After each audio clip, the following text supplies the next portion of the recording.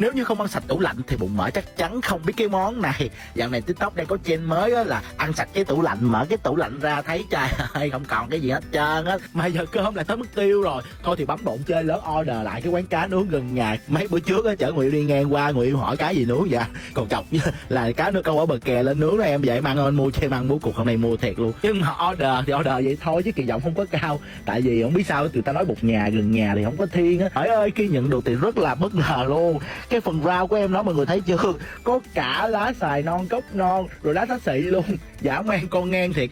Còn cái phần cá nướng thì cá lóc nha, thịt thì trắng phau, được ướp lên trên một cái lớp đậu phộng, hành mỡ và hành phi, xẻ ra một cái cuốn vào cái bánh tráng, bỏ tí xíu bún vào, quệt cái mắm nêm, cay thì ta nói mãn nguyện cái lòng.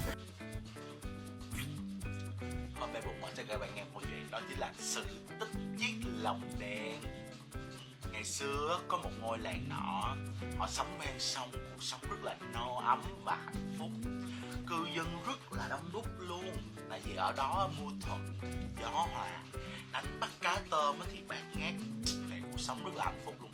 Thì bỗng nhiên một ngày, ở dưới lòng sông có một con cá chép hóa thành tinh. Trời ơi, cá chép mà hóa thành tinh là thấy quái rồi đúng không các bạn? Cứ mà hễ rằm tháng 8 á, là con cá chép đó sẽ leo lên bờ, đi tới từng nhà người dân mà sát hại, gặp người lớn ăn người lớn, gặp con nít ăn luôn con nít. Cuộc sống trở nên thê thảm, khốn cùng, đến nỗi mà dân cư ở đó họ sợ quá, họ phải bỏ đi chỗ khác, cuộc sống trở nên tiêu điều luôn. Không có đấu tranh lại con người thì làm sao chiến đấu lại yêu quái. Thì cuộc sống vô cùng khốn khổ, cho đến một ngày á, có một vị sư phụ á, ở Vân Du tới. Họ kể cho vị sư phụ ở Vân Du giống như là Tam Tạng đi thỉnh kinh vậy đó. Họ kể thì vị sư phụ này mới chỉ một cái cách, đó là mọi người lấy cây tre xong rồi vuốt mỏng, xong lấy cái áo trắng ở ngoài á phủ ở ngoài đó, rồi làm thành một cái chép. Ở trong thì bôi sáp đốt đèn cầy lên để cho làm con cá chép bự treo trước nhà đó. Thì cứ rằm tháng 8 con cá chép nó cũng như thường lệ nó leo lên, cái nó đi tới ngôi nhà nó tìm, nó dẫn thịt của nó mà giống như là Halloween của nó và ngày lễ của nó đó. Xong rồi cứ tới nhà nào thì nó thấy nhà nào cũng có con cá chép bự vậy đó, treo trước nhà. Thì biết sao nó tưởng là đồng loại của nó mới không ăn, nó bỏ đi. Nó cứ đi nhà này qua nhà khác, đi nhà này qua nhà khác, ở đâu cũng treo cá chép hết, cái nó về đó. Thì kể từ đó nó tưởng là khu vực này á là không còn nhà nào cũng bị sát hại hết rồi, tại vì nhà nào cũng có con cá chép yêu tinh bự thì bự đứng trước cửa, nó mới bỏ đi luôn. Thì cả từ đó cái làng nó thoát nạn, và cũng như tập tục cứ truyền đời này qua đời khác. Cứ tới đúng rằm tháng 8 là mọi người làm lồng đèn treo lên, bắt đầu biến tấu ra lồng đèn ngôi sao, lồng đèn bướm, lồng đèn sẽ tăng, rồi qua 5 tháng lên lồng đèn pin đó. Đó là lý do xuất thân của cái lồng đèn. Còn cái bánh trung thu có thể là do mọi người ở lại nghe bụng mỡ kể chuyện từ năm này qua năm khác, qua năm kế tiếp mọi người buồn quá, kể chuyện ngàn quá, có chuyện dở quá, mọi người lấy bánh trung thu ra ăn. Kể từ đó sự thích lồng đèn bánh trung thu bây giờ thì hết rồi bye bye mọi người.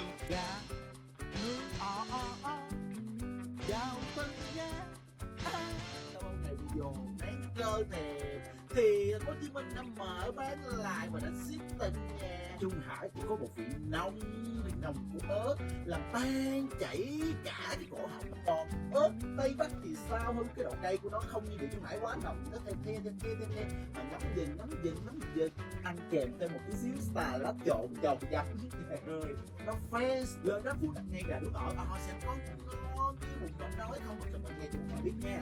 Quý vị, đây là món gì? Gà được nấu phải là gà ta, ăn kèm với rau bắp cải, và tàu hũ ki được rải đều lên trên mặt của em nó. Nước dùng thì được nấu với siêu ớt hiểm, cây the nồng, còn một số gọi là dược liệu của thuốc bắc. Gà thì trước khi đem nấu thì phải được chiên vàng ươm với lớp da thịt là giòn tan. Nước lẩu thì lúc nào cũng nóng, thịt nóng ăn đậm đìa mồ hôi thì mới ngon. Các bạn biết món gì chưa? Theo bụng mỡ nghĩ món này là vịt tiềm thuốc bắc phải không ta? Mọi người biết món gì chưa ta? Trời ơi, thiệt luôn á, nhìn tìm thuốc bắc dễ vậy mà cũng không biết nữa. Bữa giờ TikTok lại có trend mới mọi người ạ, là ăn sạch tủ lạnh á. Mà làm gì còn có gì đâu mà ăn sạch, mà hôm qua bụng nhỏ nằm mơ mọi người đóng tủ lạnh lại gõ 3 tiếng cốc cốc cốc thì mình thèm cái gì nhất nó sẽ hiện ra. Bây giờ mình test nhân phẩm mình có thiệt như vậy không? Ôi chú cha ba nội mẹ ơi, mọi người thấy gì không? Thiệt kia, trời ơi, Phúc Long. Vừa giờ á, em thèm cái món này lự lắm luôn á mọi người. Thì ơi, 2 ly, 1 ly là trà Lucky, còn 1 ly là Dark Thơm. Trời ơi, cái này là test nhân phẩm có thiệt hay là đùa vậy? Mọi người thử ở nhà mọi người xem coi có thật như vậy không? Trời ơi, đây là em nằm mơ vậy mọi người, chu choa. Mọi người ơi, thử ngay đi. Ra món gì rồi comment ngay bên dưới cho Bụng Mỡ biết nha.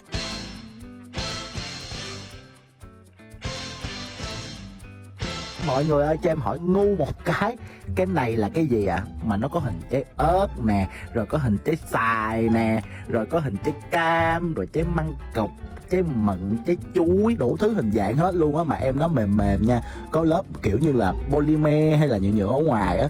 Mà con cháu em nói là ăn được. Em nói cái này giống như cục gôm, để gom sao mà ăn được. Xong em vừa nói cái câu lấy bỏ vô họng luôn mọi người, nó còn kêu ngon lắm. Bây giờ em có nên chở đi bệnh viện xúc ruột không mọi người ơi? Chứ em lo quá. Mà em càng nói là nó càng bỏ vô miệng nó nhai nhai. Mọi người ơi, giúp em với khai sáng cho em đi. Được một bữa tiki từng nét với Bụng Mỡ là một bữa hải sản sang xịn mình. Với món cua Cà Mau siêu gặp tiki thì lúc nào cũng vậy, giao hàng chuẩn, hàng chính hãng và giao hàng nhanh trong 2 giờ. Rồi bây giờ thì mình vệ sinh một tí xíu rồi bỏ vô nồi luộc thôi. Trong quá trình đợi các bé cua chín thì Bụng Mỡ đi pha nước chấm nè, bao gồm nè ớt nè, tiêu nè, bột ngọt nè, đường nè, muối nè, rồi trộn đều các nhau, bỏ một tí xíu sữa đặc lên, nấu loãng loãng để nó kẹo lại là thơm. Còn luộc các bạn luộc tầm 30 phút nha. Với kỹ năng luộc siêu hạng thì đầu bếp 5 sao của nhà hàng trên thế giới cũng không luộc được như Bụng Mỡ đó. Luộc đến khi nào mà rụng càng rụng chân thì tôi chán tôi ghê. Mặc dù rụng càng rụng chân nhưng mà đã là cua siêu hạng thì cua siêu gạch thì nó vẫn ngon đó các bạn thấy không? Siêu gạch mở ra một cái là thấy gạch mà nó gọi là đầy con cua luôn. Bởi team mà mê gạch á vào đây nhận xét là biết con cua này ngon hay không liền. Mà cua Cà Mau là chất lượng lắm nha các bạn. Những con cua nặng 1 kg 2 kg toàn đi xuất khẩu thế giới không. Mấy em cua các nước khác á không có cửa với cua của mình đâu. Các bạn nhớ nha, mua hàng tươi sống mỗi ngày trên Tiki Ngon chúng ta được miễn phí vận chuyển luôn á. Nếu như không ăn sạch tủ lạnh thì Bụng Mỡ chắc chắn sẽ không biết điều này, là hôm nay quán cơm Tấm Hà ở đường Đinh Tiên Hoàng đã mở bán lại rồi. Trời ơi, cái quán cơm này là mối quen của Bụng Mỡ đó nha. Từ ngày mà sinh viên lên tới bây giờ đó, hễ bữa nào mà được lãnh lương từ cha mẹ sớm hoặc lãnh lương từ việc đi làm thêm là ra liền quất cái dĩa cơm sườn bì ở đây liền luôn. Nếu xét về giới võ học xà bì trưởng thì môn phái cơm Tấm Hà này cũng không phải vậy tầm thường đâu nha. Cứ đêm mà đi chơi khuya về ghé làm dĩa cơm tấm xà bì trưởng thì ta nói ấm lòng người chiến sĩ luôn đó. Bạn thấy miếng sườn không? Nó bự bằng cái bản mặt của Bụng Mỡ luôn, chan tí xíu nước mắm đặc quện, hút một miếng bì, miếng ốp la lên thì ta nói bao nhiêu cái vị giác của cái đầu lưỡi nó được khai ấn đó mọi người. Nó ngon gì đâu luôn á. Trời ơi, tôi mê cái món cơm tấm này nhất trên thế gian này luôn á. Tại sao lại nghiên cứu được cái món mà nó tiện, mà nó ngon, thích hợp ăn khuya? Trời ơi, mê là mê. Hello mọi người, hôm nay Bụng Mỡ sẽ hướng dẫn các bạn nấu một món ăn mà vừa ngon, mà siêu dễ nấu và đặc biệt là sang như châu Âu. Vâng ơi, hãy mở ra. Chào buổi sáng anh Bụng Mỡ. Buổi sáng vừa ngon, vừa sang giống châu Âu thì mình đề xuất ngay xúc xích thượng hạng Bonnie nha. Hôm bữa vừa mới mua để bên hông tủ lạnh nè, mang ra làm đi, ta nói xuất sắc con bà bảy luôn. Bây giờ thì đã có nguyên liệu rồi, làm thôi. Đầu tiên các bạn lấy xúc xích thanh trùng thượng hạng Bonnie ra cắt khứa nha, đó chiên nó sẽ được đẹp hơn, nhìn nó hấp dẫn hơn, chơi thêm 2 cái ốp la nữa. Ta-da, vậy là xong. Buổi sáng lười nấu nhanh gọn lẹ cùng nguyên liệu chính là Bonnie xúc xích thanh trùng thượng hạng đã xong. Nhìn là thấy style chảnh rồi đúng không? Chan miếng nước tương, một tí xíu tương ớt lên, ngon quá đi. Cảm ơn bạn tủ lạnh xịn sò nha. Thằng kỳ lựa mà sao không thơm ngon được. Bữa đòi mua xúc xích Bonnie là chuẩn không cần chỉnh luôn đúng không anh Bụng Mỡ? Các bạn có ai thích ăn ngon như là anh Bụng Mỡ thì phải mua thật là nhiều xúc xích Bonnie thanh trùng thượng hạng, bỏ vào tủ lạnh vừa sang cái tủ lạnh mà ta nói vừa ăn ngon mỗi ngày. Xúc xích Bonnie dai giòn sực sực, tiêu chuẩn châu Âu. Thử thách lãnh 1 triệu tiền trợ cấp và đi siêu thị mua tới từng tập đường màu đỏ. Sau khi xuất trình giấy đã tiêm 2 mũi thì Bụng Mỡ cũng đã có mặt ở siêu thị rồi nè. Đầu tiên mình ghé cửa hàng rau thực phẩm, ớt màu đỏ thì mình mua. Rồi khi nào cây táo nở hoa, nếu cây táo nở hoa nở ra trái táo màu đỏ thì mình cũng mua. Cá hồi phi lê với lại tôm lột vỏ đông lạnh, hơi ẩn đỏ nhưng mà ngon mua luôn. gói hạt rau củ quả màu đỏ xinh xinh chơi luôn. Sữa chua trắng lè trắng lét chị Bảy ơi không được mua nha, lựa cái nào đỏ thì mua còn không thì no. Cuối cùng cũng có em này màu đỏ đỏ nhỏ nhỏ lụm luôn, cái này là chắc đỏ luôn nè mọi người, bao bì đỏ, nước sốt ở trong cũng đỏ mà ăn cay xé lưỡi, đỏ rồi léo lét cái người luôn. Nước sốt mè rang phô mai vị ớt ta nói không được đỏ nhưng có cái tí xíu đỏ trong cái bao lụm. Nước ngọt bụng mỡ thích Pepsi hơn nhưng hôm nay là thử thách màu đỏ nên lại lựa chọn Coca-Cola nhé. Rồi cũng nói nhỏ nè các bạn thấy gì không đó, cái bản quảng cáo lụm luôn màu đỏ mà mình chôm luôn cái bị chú bảo vệ tiêu mọi người. Thôi trốn một cái hàng rửa tay mua cái xà bông Lifebuoy rửa tay màu đỏ. Rồi tới lúc tính tiền mình chân ra thôi, đố các bạn nãy giờ được bao nhiêu. Thử thách là mua đúng 1 triệu nha, mà nghi trên 1 triệu quá nguy hiểm, mà mua quá trời mua luôn để coi con số gì đây cơ. Phải mà có mấy con số 1 triệu mấy luôn. Rồi thua nha. Hello,